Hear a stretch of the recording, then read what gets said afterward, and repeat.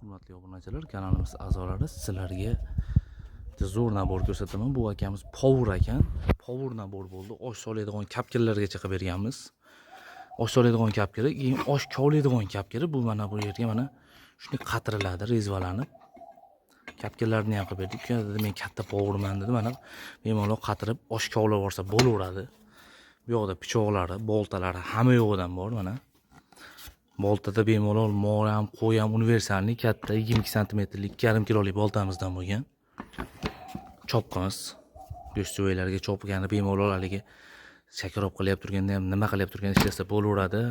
Salat qilyap turganda kichkina pichog'i, terilaydigan pichog'i, pichoqlari seli metal qilib, lezvasini nержавейкаdan qilib ishlangan. Suv bilan qo'sa ham zaylab qorayib qolmaydi. Bo'zlaydigan pichog'i, go'sht o'rg'aydigan pichog'i. Juda ham keskir qilib ishlangan pichoqlarimiz.